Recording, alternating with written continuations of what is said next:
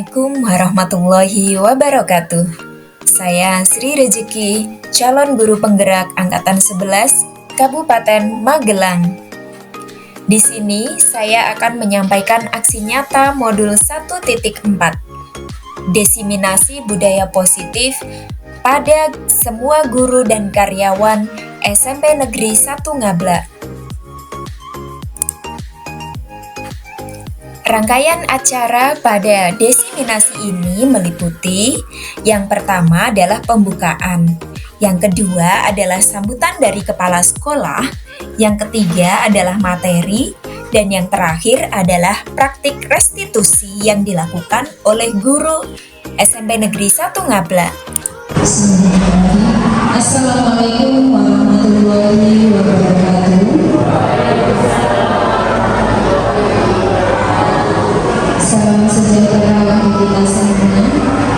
Pertama-tama marilah kita panjatkan puji syukur atas kehadiran Allah Subhanahu wa taala, karena di pagi menjelang siang ini kita dapat berkumpul dalam acara desiminasi calon guru penggerak dalam tema disiplin positif.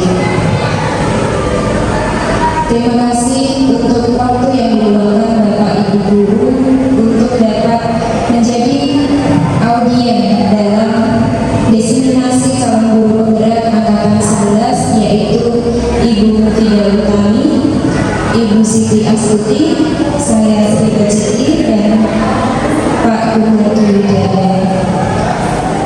Di sini nanti kami akan menyampaikan beberapa hal terkait disiplin positif atau budaya positif untuk sekolahan kita agar menjadikan budaya untuk kita sebagai guru serta untuk anak-anak kita.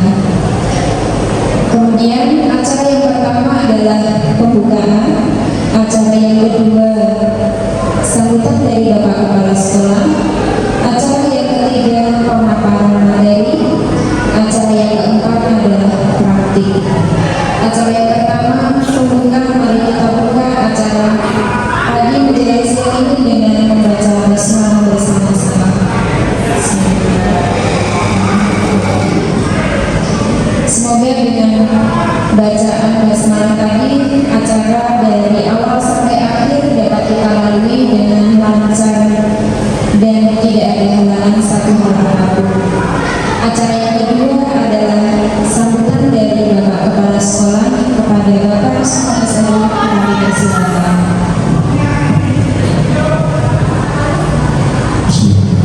Assalamualaikum warahmatullahi wabarakatuh. Alhamdulillahirrahmanirrahim. Yang saya hormati Bapak Ibu Guru yang hadir pada saat ini, yang saya hormati calon guru penggerak. Yang pertama adalah kita ucapkan puji syukur kehadirat Allah Subhanahu wa taala yang telah memberikan pada kita kesempatan serta kesehatan sehingga alhamdulillah pada hari ini para CDP mengundang Bapak Ibu dan kita bisa hadir dalam keadaan sehat walafiat. Untuk itu mari yang beragama Islam kita dengarkan dengan baca takbir bersama-sama. Alhamdulillahirabbil alamin. Kayaknya Pak tepuk semangat dulu. Tepuk semangat.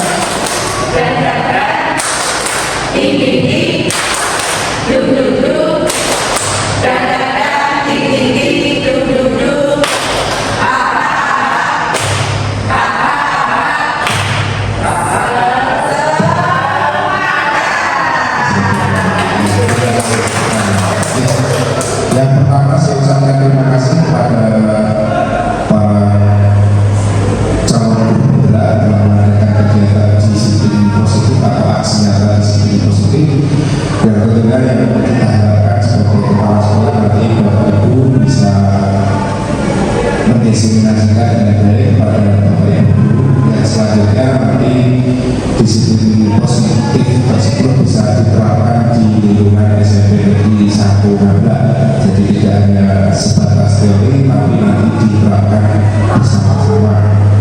yang selanjutnya saya juga mengucapkan terima kasih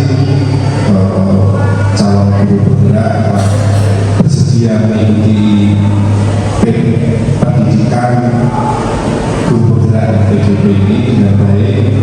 Di sela-sela kegiatan Bapak Ibu sebagai seorang guru yang harus mengajar dan melayani murid, Bapak Ibu bersedia meluangkan waktu sore hari malam hari untuk mengikuti rangkaian kegiatan pendidikan guru bergerak.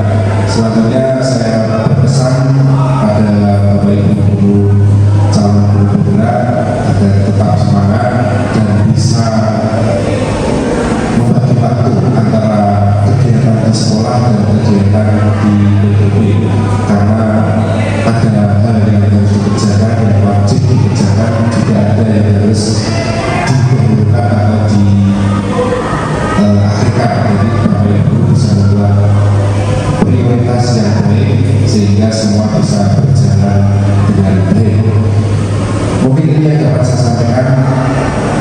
Saya ulang kembali, yang pertama tetap semangat, saya ucapkan terima kasih, dan nanti mohon Bapak Ibu guru calon guru bergerak bisa memberi contoh kepada guru yang lain dan bisa menggerakkan guru yang lain untuk melaksanakan yang terutama adalah pada saat ini kan sedang ada disiplin positif ya, nanti kita akan di sekolah dan di kawan. Demikian yang dapat saya sampaikan. Mohon maaf apabila ada hal yang tidak berkenan. Saat ini wassalamualaikum warahmatullahi wabarakatuh.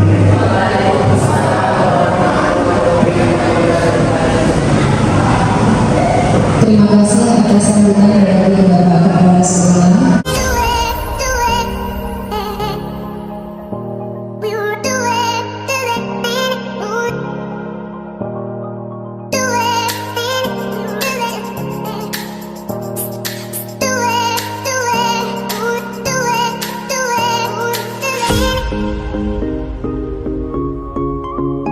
Terima kasih. Acara yang selanjutnya adalah pemaparan materi yang akan saya sampaikan sendiri. Bapak Ibu, di sini saya akan menyampaikan definisi modul kami tentang budaya positif. Tentunya untuk kita sebagai guru dan juga untuk mendampingi murid-murid kita. Sekolah diibaratkan bagai tanah tempat bercocok tanam, sehingga seorang guru perlu mengusahakan agar sekolah menjadi menyenangkan, aman, nyaman untuk tumbuh, dan dapat menjaga dan melindungi setiap murid dari hal-hal yang kurang bermanfaat atau bahkan mengganggu perkembangan potensi murid. Jadi di sini tugas kita sebagai guru hanya menjaga lingkungan tempat tumbuhnya tanaman ketika bercocok tanam, dan kita menjadikan lingkungan sekolah yang nyaman untuk anak-anak kita. Apakah tanggung jawab kita sebagai guru? Yang pertama adalah menciptakan suatu lingkungan yang positif.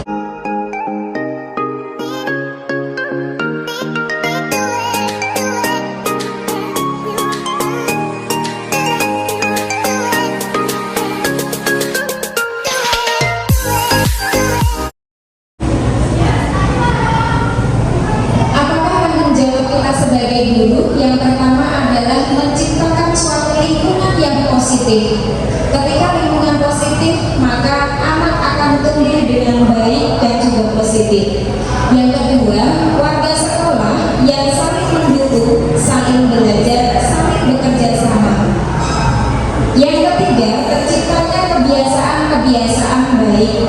Jadi kita sebagai guru tidak hanya menjadikan anak-anak menjadi anak yang pintar secara akademik, tetapi juga memiliki kebiasaan-kebiasaan baik.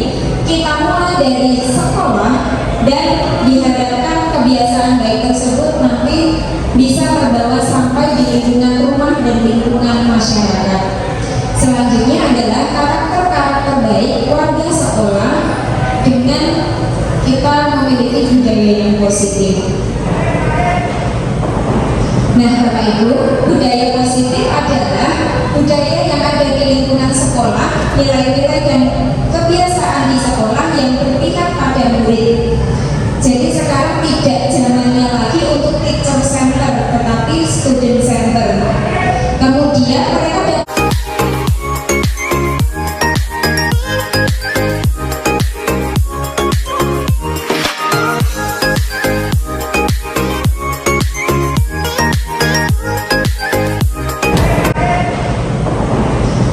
Ibu, budaya positif adalah budaya yang ada di lingkungan sekolah, nilai-nilai dan kebiasaan di sekolah yang berpihak pada murid. Jadi sekarang tidak zamannya lagi untuk teacher center, tetapi student center. Kemudian mereka dapat berkembang menjadi pribadi yang kritis. Mereka tidak takut bertanya, tidak takut untuk mengeluarkan pendapatnya. Tetapi mereka tetap penuh hormat dengan bapak ibu guru, dengan orang tuanya, serta bertanggung jawab sesuai dengan profil pelajar Pancasila. Selamat datang Pak Solihin.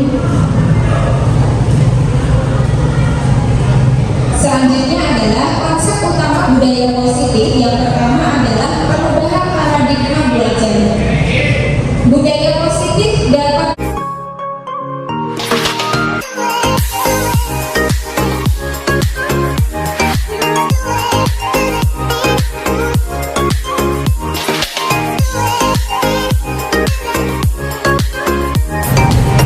Selanjutnya adalah konsep utama budaya positif. Yang pertama adalah perubahan paradigma belajar. Budaya positif dapat tercipta kita mulai dari perubahan paradigma belajar. Yang dulu belajarnya teacher center, sekarang belajarnya adalah berpusat pada murid. Yang kedua adalah disiplin positif. Yang ketiga kebutuhan dasar manusia. Yang keempat motivasi perilaku manusia. Yang kelima restitusi, posisi kontrol guru. Yang keenam keyakinan kelas. Dan yang terakhir adalah segitiga restitusi.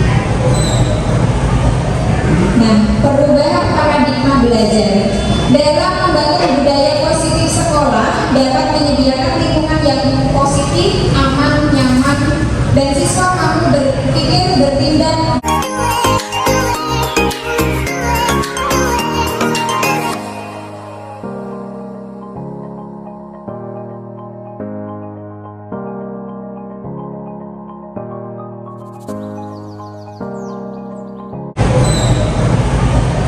Nah, perubahan paradigma belajar dalam membangun budaya positif sekolah dapat menyediakan lingkungan yang positif, aman, nyaman, dan siswa mampu berpikir, bertindak, dan menciptakan dengan merdeka, mandiri, bertanggung jawab. Kemudian disiplin sangat dikaitkan dengan kontrol guru terhadap siswanya. Jadi tugas kita sebagai seorang guru adalah menciptakan well-being ekosistem pendidikan, yaitu ekosistem pendidikan yang baik, yang nyaman, yang ramah pada anak. Yang kedua adalah kebutuhan dasar manusia. Realitanya setiap orang itu berbeda. Ada anak yang sukanya main voli, ada anak yang sukanya sains dan seterusnya. Maka kebutuhan dasar mereka itu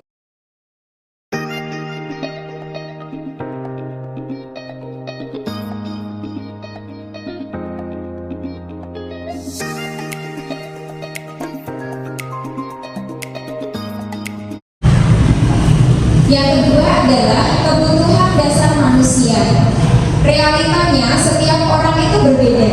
Ada anak yang sukanya main voli, ada anak yang sukanya sains dan seterusnya. Maka kebutuhan dasar mereka itu berbeda-beda antara anak yang satu dengan yang lain. Kita harus berusaha memahami pandangan orang lain tentang dunia, karena setiap orang memiliki gambaran yang berbeda-beda. Nah, 5 kebutuhan manusia ini yang pertama adalah penguasaan, karena anak itu butuh diakui. Ini loh, saya siswanya Pak ini, saya wali kelasnya ini.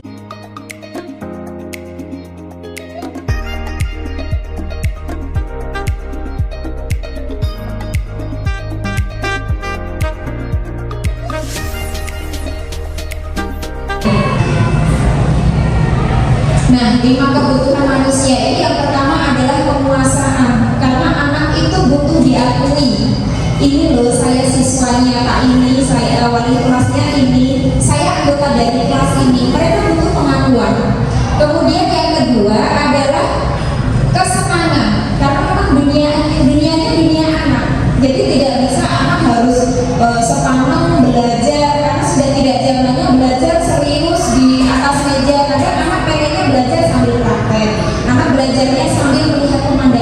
luar. Mereka butuh semangat untuk melakukan suatu hal, termasuk belajar. Selanjutnya adalah kasih sayang dan rasa diterima. Dengan adanya kasih sayang, itu ketika anak kekurangan kasih sayang, mereka akan mencari cara supaya bagaimana mereka mendapatkan kasih sayang tersebut. Misalkan di kelas dia kurang diperhatikan oleh gurunya, kemudian dia bikin ulah jawil temannya nangis. Nah, supaya apa? Nanti diajarin, Mas, nggak boleh ya. Dia akan merasa, oh aku sudah diperhatikan, karena dia haus akan kasih sayang sehingga melakukan hal-hal yang ketika dia melakukan itu maka dia akan lebih diperhatikan oleh guru atau oleh temannya. Selanjutnya adalah kebutuhan kebebasan. Di sini adalah kebutuhan yang cukup penting bagi anak-anak. Dengan adanya kebebasan ini, kita akan dapat menciptakan anak-anak yang kritis. Anak tidak akan takut berpendapat, tidak akan takut untuk bertanya. Dan yang terakhir adalah kebutuhan bertahan hidup. Ini lebih ke kebutuhan fisiologis. Mereka butuh makan, mereka butuh berpakaian yang rapi, mereka butuh tempat tinggal yang nyaman. Kemudian semua perilaku memiliki tujuan. Teori motivasi perilaku manusia. Jadi di sini tujuannya ada yang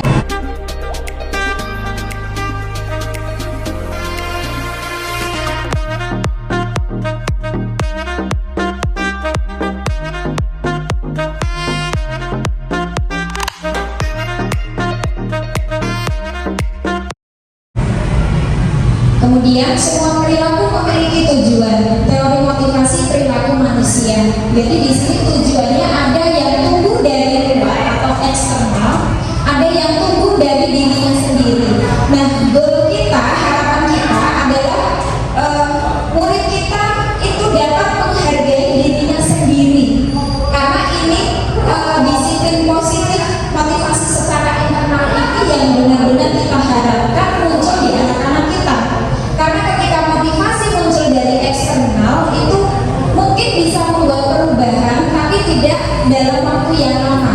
Ketika tidak ada kontrol, nanti sedikit akan lupa, bahkan bisa luntur. Pertama, untuk menghindari ketidaknyamanan, kadang anak hanya melakukan supaya dia aman, tidak dihukum. Yang kedua, untuk mendapatkan imbalan atau hadiah dibombong, itu loh anaknya pintar, itu loh juara 1. Ini hanya bersifat sementara, tapi ketika munculnya motivasinya sudah secara internal, maka dia akan menghargai diri sendiri. Misalkan, oh saya berpakaian rapi, untuk apa? Ya supaya saya lebih pantas. Oh saya kalau berbicara harus yang sopan, yang santun. Kenapa? Ya saya supaya menjadi anak yang tumbuh menjadi anak yang sopan santun, tidak ugal-ugalan. Jadi munculnya dari dirinya sendiri. Kemudian mari kita berlatih dulu antara hukuman dan konsekuensi.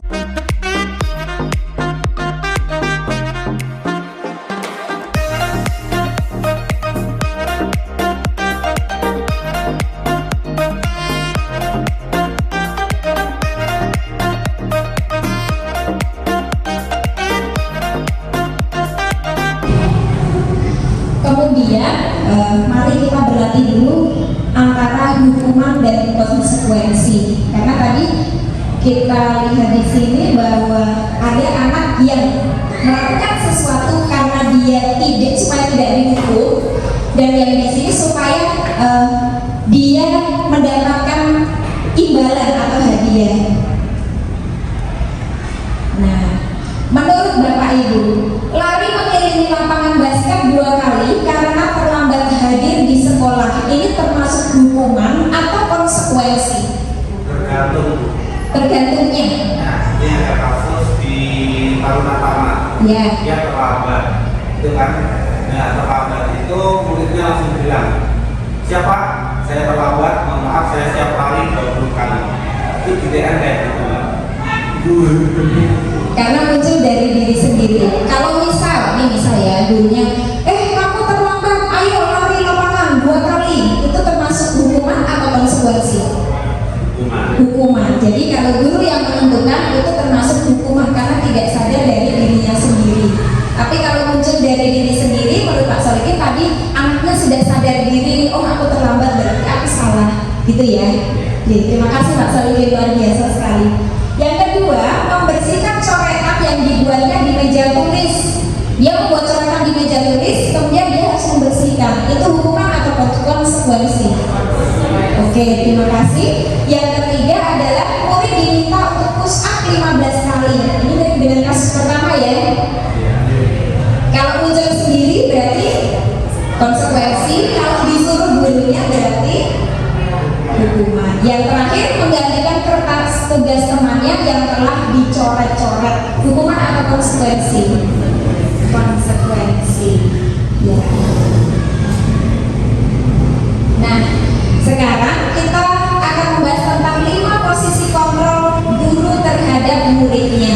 Yang pertama adalah guru sebagai penghukum. Ini misalkan ada kasus anak berangkat sekolah terlambat. Terlambatnya cuma 3 menit sudah bel. Kemudian gerbangnya sudah ditutup, anak baru datang. Kamu terlambat. Besok terlambat lagi. Kamu lagi terlambat, ayo lari. Jadi kemudian anak tidak akan terlambat bukan karena muncul dari dirinya, tapi karena takut nanti kalau saya terlambat pasti dihukum sama Pak itu, pasti dihukum sama Bu itu. Nah itu ketika guru sebagai posisinya penghukum. Yang kedua adalah sebagai pembuat merasa bersalah. Bahasanya ini biasanya menggunakan bahasanya yang halus, lembut, tapi membuat anak meratapi nasibnya. Bahasanya halus, tapi ini membuat anak merasa bersalah. Ini nanti dampaknya bisa membuat anak rendah dirinya menonjol. Jadi takut apa-apa takut. Selanjutnya adalah guru sebagai teman. Ini ada positif, ada negatifnya. Karena dengan guru sebagai teman itu kita bisa menjalin kedekatan dengan murid. Akan tetapi negatifnya, murid akan lebih tergantung pada guru karena tidak muncul dari dirinya sendiri. Kemudian guru sebagai pemantau.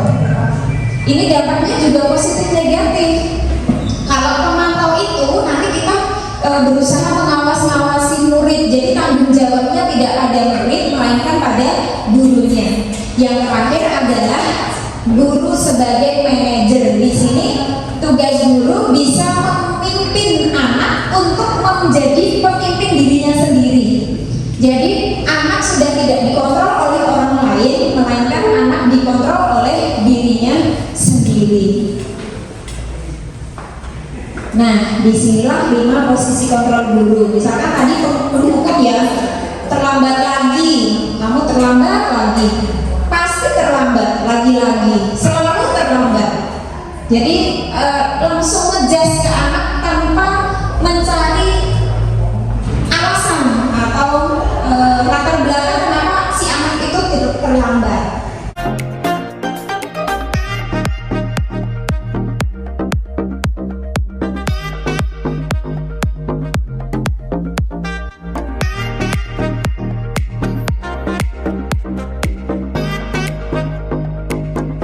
Yang kedua adalah membuat merasa bersalah. Nah ini tadi bahasanya halus, lembut, tapi membuat anak itu meratapi nasibnya seperti film Indosiar ya. Ibu sangat kecewa sekali dengan kamu. Berapa kali Bapak harus memberitahu kamu ya? Ini mungkin tidak menggunakan nada yang intonasinya tinggi, tidak menggunakan nada yang marah, tapi membuat anak merasa bersalah, gagal. Kemudian tidak bisa membahagiakan orang lain termasuk gurunya.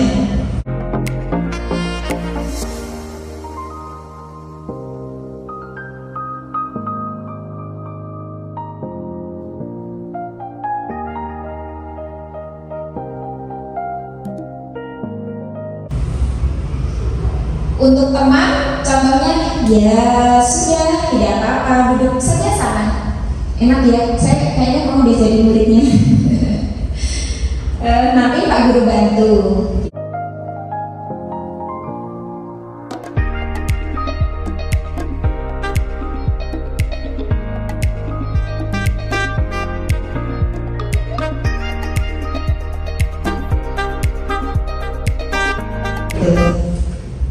Untuk pemantau, tahu peraturannya apa, konsekuensinya apa.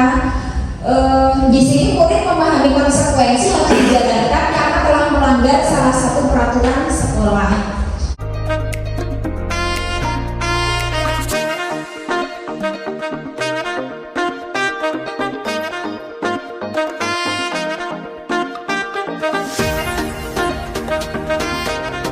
Yang terakhir adalah sebagai manajer. Di sini kita sebagai manajer, contohnya adalah apa yang kita yakini. Jadi kita kembalikan lagi pada anak supaya anak bisa mengerti, oh ternyata ketika aku seperti ini aku salah loh. Ketika saya melakukan ini, dia paham konsekuensi yang akan dia dapatkan, sehingga nanti endingnya ketika guru bisa sebagai manajer itu murid bisa menjadi pemimpin bagi dirinya sendiri, tidak butuh dikontrol orang lain, tapi dia sudah bisa mengontrol dirinya sendiri.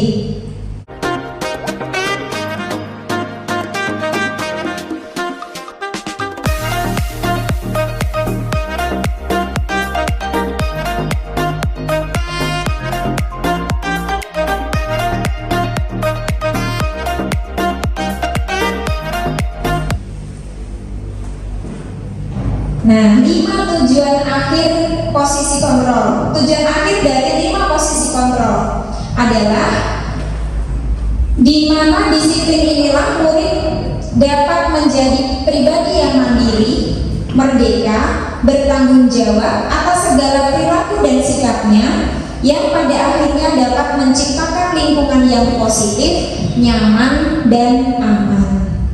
Ini lingkungan yang positif, nyaman, aman ini yang disebut sebagai well-being ekosistem pendidikan.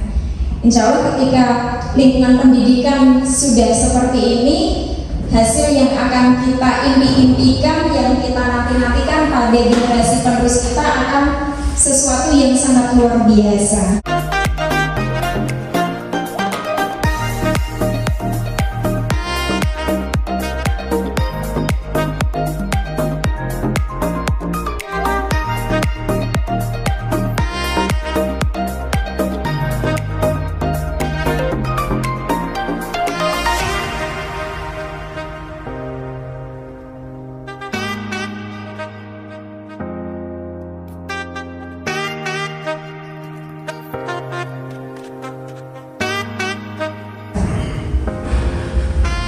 Nah, selanjutnya adalah keyakinan kelas. Saya yakin di sini Bapak Ibu semuanya sudah membuat keyakinan kelas.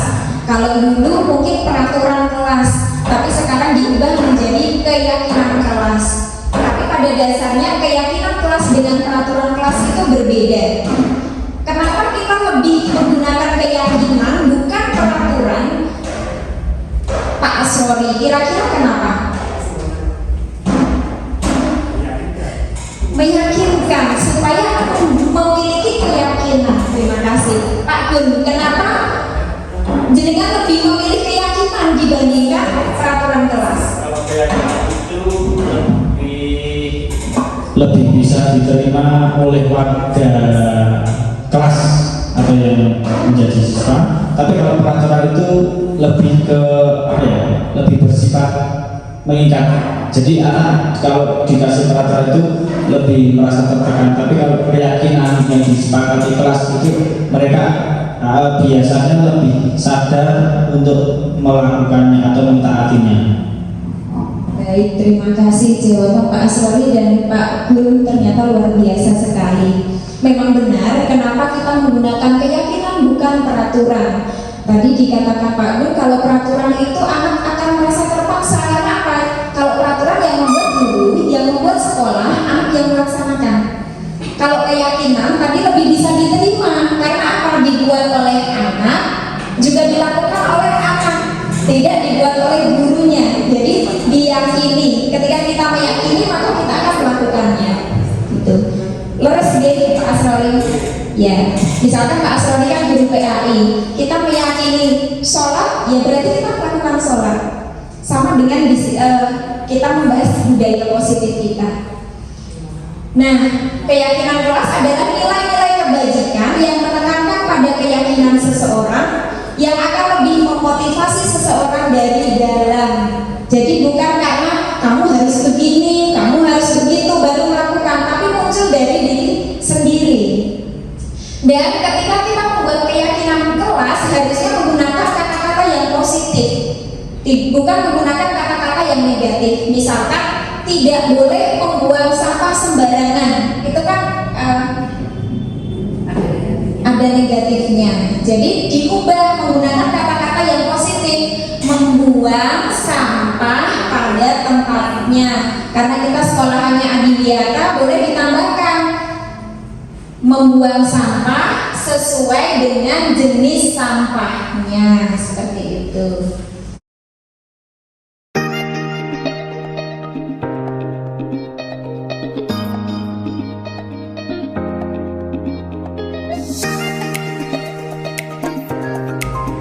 Selanjutnya adalah dalam pembentukan keyakinan kelas.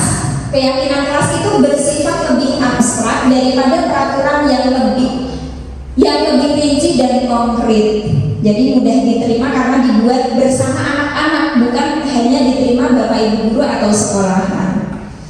Keyakinan kelas berupa pernyataan universal mencakup keseluruhan kebutuhan anak-anak. Kemudian pernyataan keyakinan kelas dibuat dalam bentuk positif. Kenapa positif? Supaya anak-anak terbiasa berpikir positif dan melakukan hal-hal yang positif, sehingga akan mendapatkan hasil yang positif pula. Kemudian keyakinan kelas hendaknya tidak terlalu banyak sehingga mudah diingat dan dipahami. Biasanya kalau terlalu banyak nanti anak akan tetap merasa terikat ketika keyakinan kelas terlalu banyak. Selanjutnya adalah keyakinan kelas sebaiknya selalu yang dapat diterapkan di lingkungan tersebut. Jadi keyakinan kelas disesuaikan dengan anak SD ya anak SD, anak SMP ya anak SMP, anak SMA ya anak SMA, disesuaikan dengan jenjang dan kebutuhannya.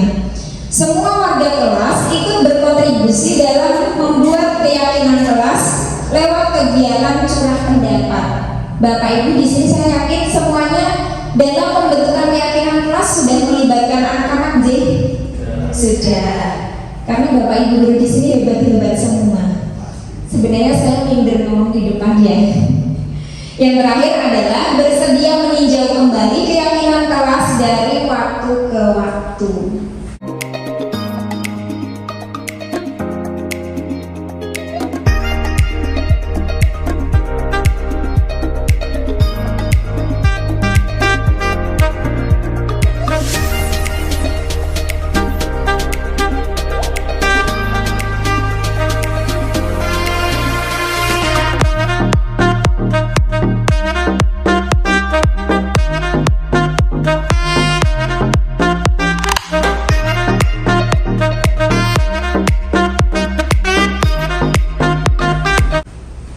Yang terakhir, ini materi terakhir ya, tapi bukan slide terakhir. Apa itu restitusi? Restitusi adalah menciptakan kondisi bagi murid untuk memperbaiki kesalahan mereka sehingga mereka bisa kembali pada kelompok mereka dengan karakter yang lebih kuat. Ketika anak bermasalah itu tidak diajari untuk lari dari masalah, tidak hanya sekedar menyelesaikan masalahnya, tapi anak belajar dari kesalahan yang telah dia perbuat. Kenapa harus menggunakan restitusi?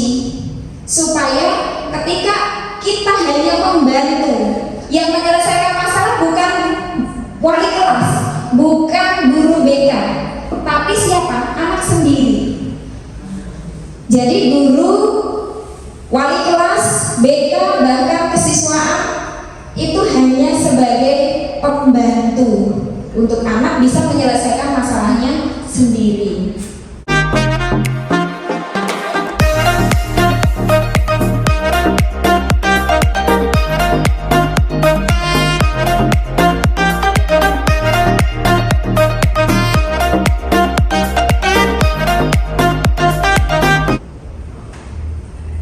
Ciri-ciri restitusi. Restitusi itu bukan untuk menebus kesalahan, namun untuk belajar dari kesalahannya. Kemudian untuk memperbaiki hubungan setelah terjadinya suatu masalah, setelah selesai hubungannya akan kembali baik. Merupakan tawaran dan bukan paksaan. Restitusi menuntut untuk melihat ke dalam diri masing-masing anak. Restitusi mencari kebutuhan dasar yang mendasari tindakan. Restitusi adalah cara yang baik, adalah cara yang paling baik. Kemudian restitusi fokus pada karakter bukan tindakan. Restitusi fokus pada solusi. Restitusi mengembalikan murid yang berbuat salah pada kelompoknya.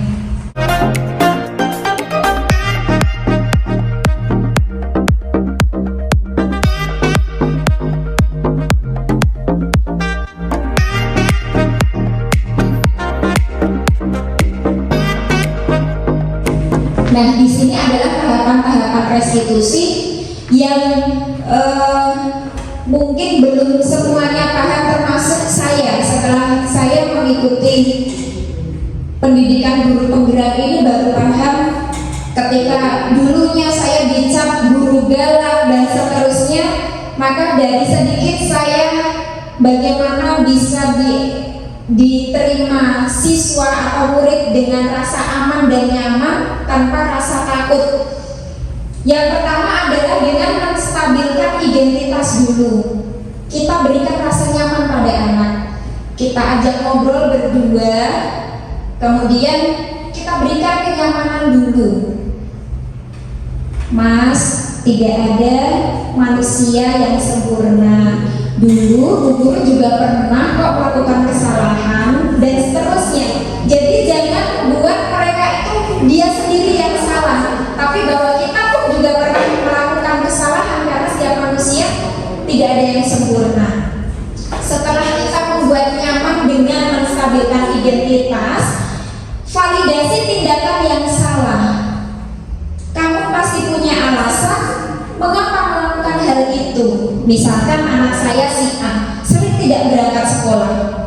Kita tanyakan, kenapa kok kamu sering tidak berangkat sekolah?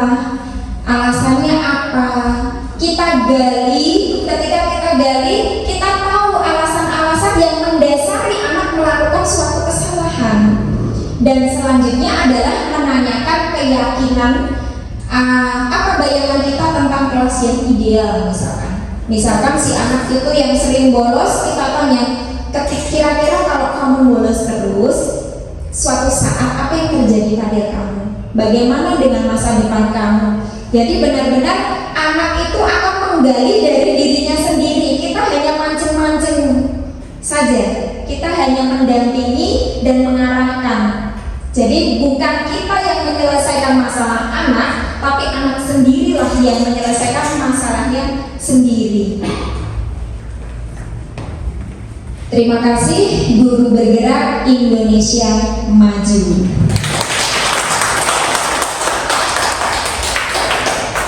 Nah, untuk yang terakhir, terima kasih dari saya. Setelah ini nanti kita akan berdiskusi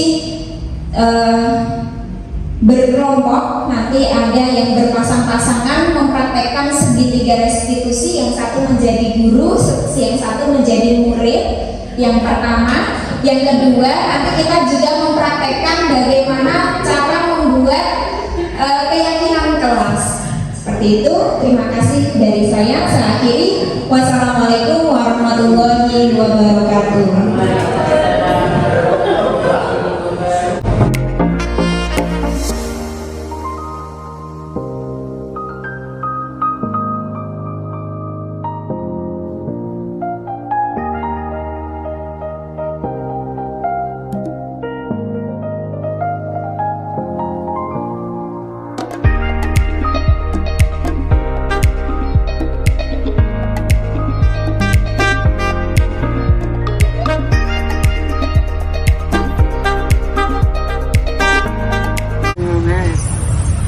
Kira-kira kamu tahu nggak, Cak, ngobrol di sini? Kenapa? Kemarin nggak jadi pelajaran, Bu. Nggak jadi pelajaran karena apa toh? Karena membelakangi gurunya, Bu. Membelakangi gurunya. gurunya tersinggung, terus ya jadi pelajaran. Oh, berarti itu kamu melakukan kesalahan, Ya. manusiawi melakukan kesalahan. Kira-kira itu berakibat pada apa? Nggak pelajaran, Gak dapat ilmu. nggak dapet ilmu, nggak pelajaran. Ya nggak dapet pelajaran, nggak cuma kamu aja toh, satu kelas toh. Ya. Merugikan siapa? Semua Bu. Semua. Oke, Dimas tahu itu sebuah kesalahan. Dimas paham, nggak apa-apa. Manusia. Kalau udah tahu kesalahan kayak itu, tidak itu kamu harusnya jangan Minta maaf Bu. minta maaf. Kita juga udah punya kayak kesepakatan, kan kayak sih memang udah punya kesepakatan kelas Iya.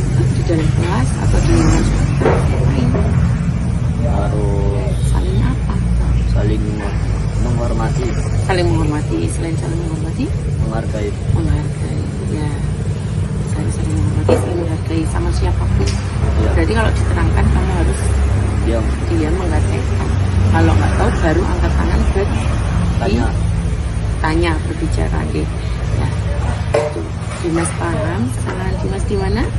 Ya. Dimas siap memperbaikinya dengan apa?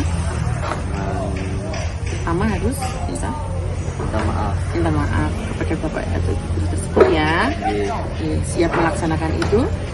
Siap. Siap. Oke. Terus jangan diulangi lagi ya. Ya. Harus menghargai, menghormati orang Dua. Guru Bu. guru ya. Terima kasih ya Dimas ya. Jangan diperbaiki, diulangi lagi ya. Ya. Oke, terima kasih. Setelah saya ngobrol dengan Juhud, saya menjadi lega dan akan memperbaiki diri. Makasih.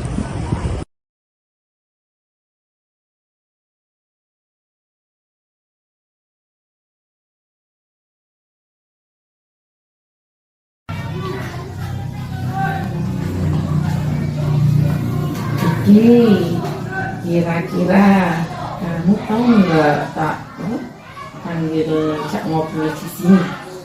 Nggak tahu. Nggak tahu. Iki kenapa kemarin nggak berangkat sekolah? Ada lapor tadi. Ada masalah keluarga. Sampai ibu izinnya ke sini ya. Ya. Nah, kalau boleh tahu, kalau di sini sebagai wali kelas kamu, ibu kamu, ya kalau di sekolah, kalau boleh tahu ada masalah, nggak apa-apa cerita aja. Saya pengen Riki ceritakan yang apa? Pengen Riki ceritakan, silahkan ceritakan. Bu nggak bakalan yuk bilang kemana-mana gitu. Kenapa? Lalu itu apa? Kalau aku nasuh Marah nesu kali cinta pulau, adik nopo mau terus kakangnya marah sama Riki. Riki terus gak mau sekolah. Bener, udah masalah ini. Kenapa? Kira-kira opo Riki buat salah sama kakaknya? Mungkin kok dimarahin, kok dinesoni gitu. Hari itu punya kakak masih sekolah, sudah kerja belum waktu dari SMA. Oh, jadi sekarang mungkin pengennya kerja ge atau bagaimana? Jadi sama ibu lah, bapak masih. Kemarin ibu kesini terus ngizinin, terus ya diizinkan untuk hari ini.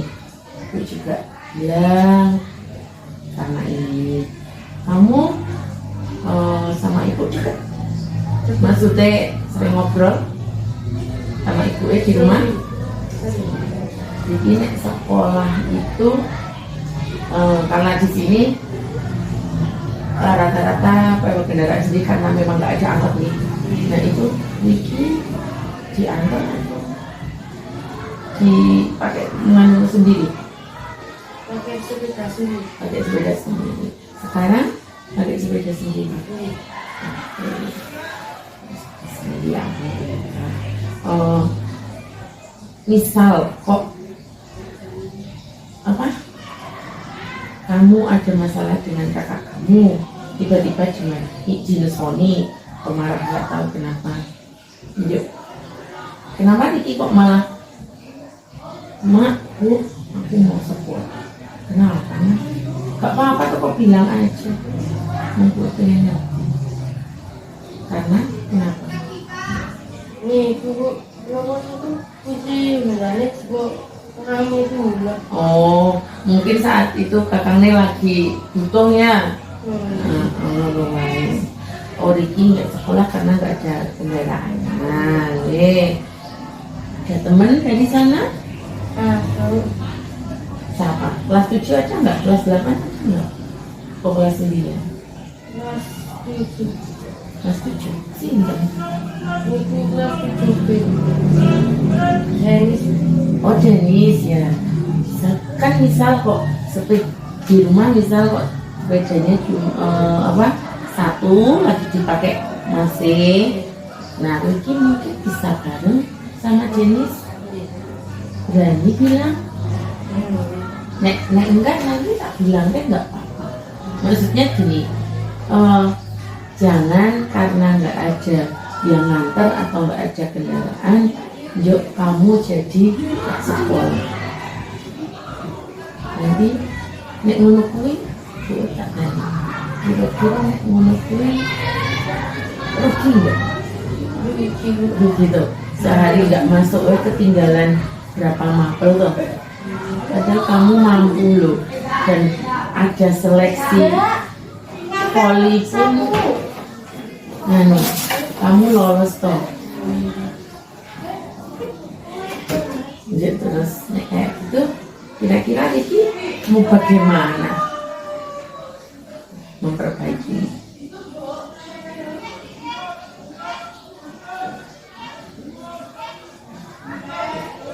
Iri, Bu, aduh, ini nggak sekolah Alfa kenapa ya? Ya udah. Terus efek Bu ke sini, Bu.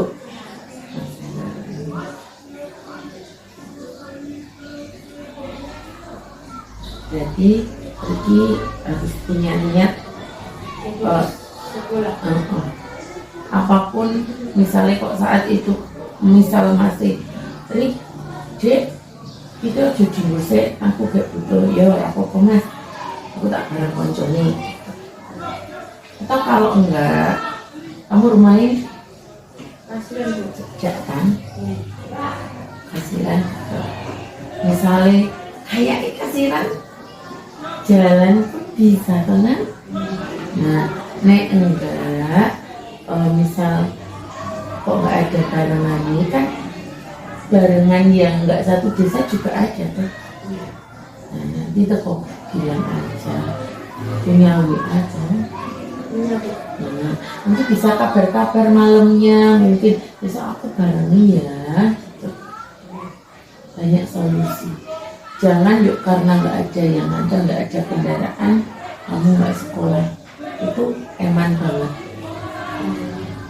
Nah, kamu punya potensi, kamu punya bakat, karena satu hal, yuk kamu jadi males, jadi ogah-ogahan, jangan sampai.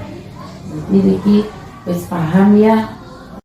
Setelah saya ngobrol dengan Bu Ut, Pulo sadar kesalahannya, tidak mengulangi lagi.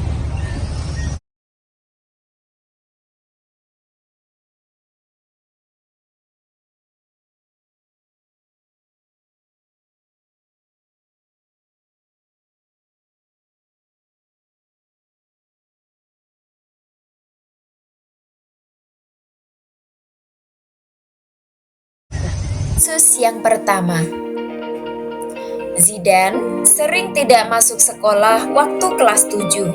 Di awal kelas 8, Zidan juga sudah mulai beberapa kali tidak masuk sekolah tanpa keterangan. Mas Zidanu, Ya Bu, akhir-akhir ini Ibu melihat presensi kamu itu ada beberapa yang kamu berangkat tidak ada keterangannya. Kemudian riwayat kamu di kelas 7 itu dulu juga banyak alpanya. Kenapa? saya malas berangkat sekolah Bu. Kenapa kok males? Nggak bisa main HP sama game. Kamu suka game apa sih? Main Mobile Legends Bu. Mobile Legends, wah seru banget ya mesti mainan HP Mobile Legends. Ya seru. Seru, sama siapa mainnya? Sama teman-teman. Mabar berarti? Iya, Iya, terus teman-temannya nggak sekolah juga? nggak sekolah, ada ikut bolos juga. Sama-sama bolos, oke.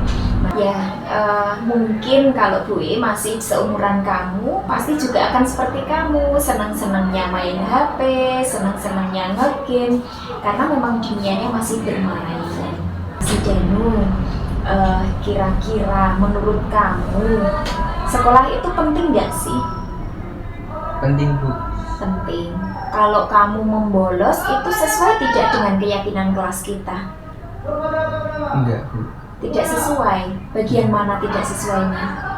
Tidak, sebenarnya kalau tidak berangkat sekolah itu harus izin atau harus izin sakit.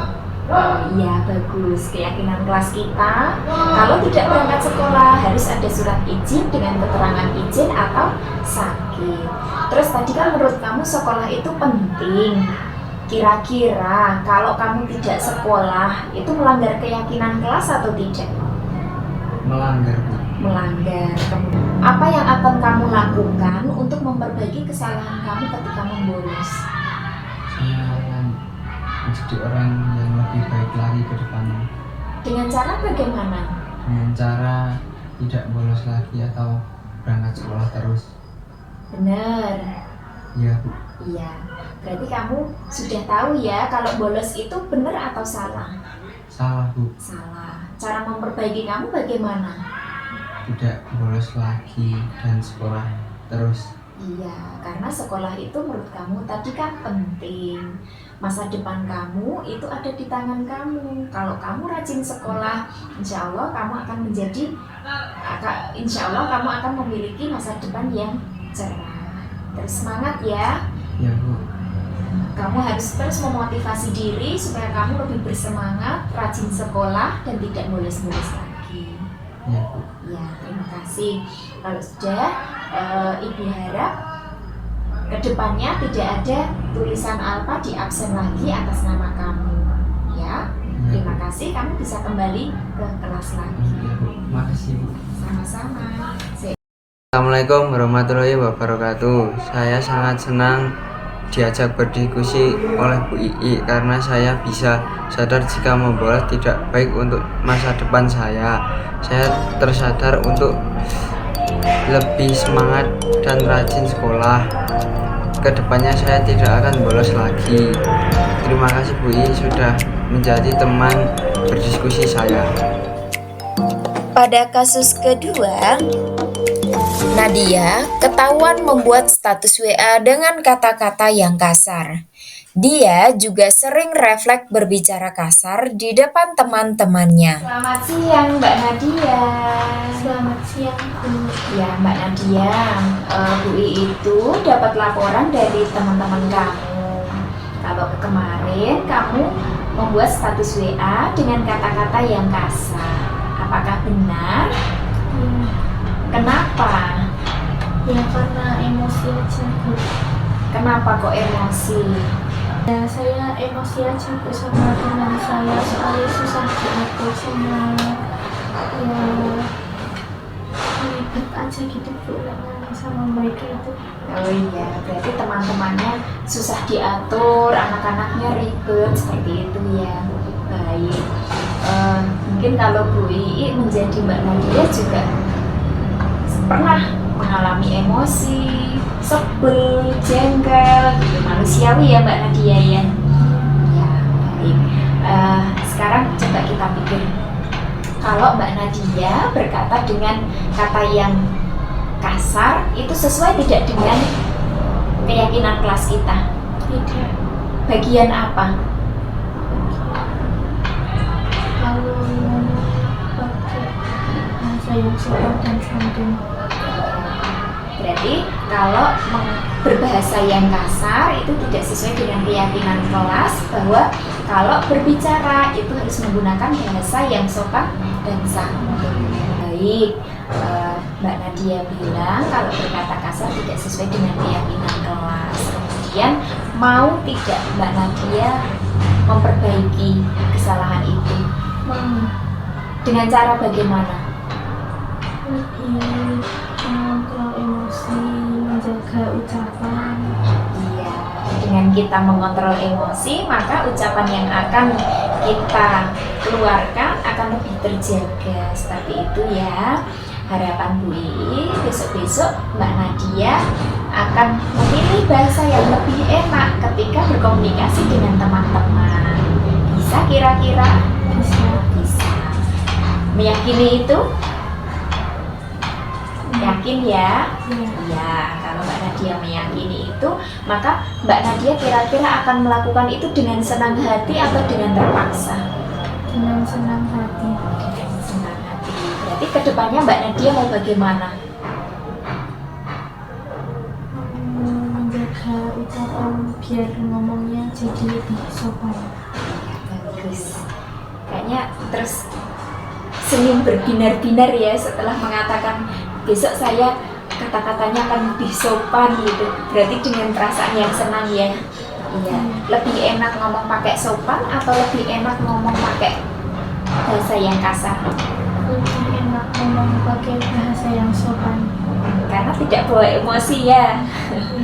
Iya, baik, terima kasih Mbak Nadia untuk hari ini. Ibu Ii harap kedepannya Mbak Nadia pasti bisa mengatakan kedepannya pasti Mbak Nadia bisa berucap dengan bahasa yang baik, karena Bu Ii lihat dari didikan ayah sama ibunya Mbak Nadia itu memperlakukan Mbak Nadia itu halus sekali.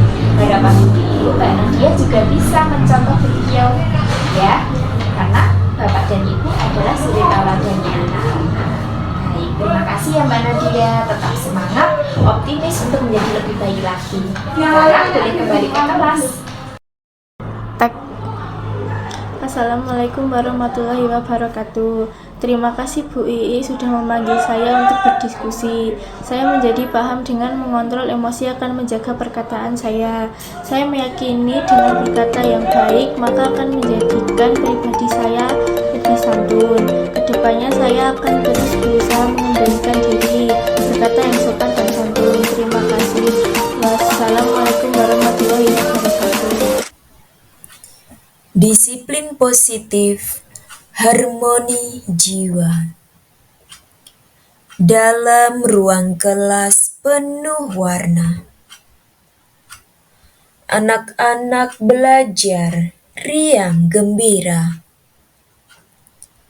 Disiplin positif, cahaya menerpa, menumbuhkan rasa ingin tahu. Bukan hukuman yang menjadi senjata, tapi bimbingan kasih sayang nyata. Kesalahan diubah menjadi nyata, pelajaran berharga takkan terlupa. Dengan hati terbuka kita belajar, menghargai diri, sesama pun sabar. Disiplin positif membuahkan kabar karakter mulia tumbuh segar. Mari kita bangun budaya baru di mana setiap jiwa bebas merindu. Dengan disiplin positif, Cita-cita terpadu, generasi emas, bangsa yang maju.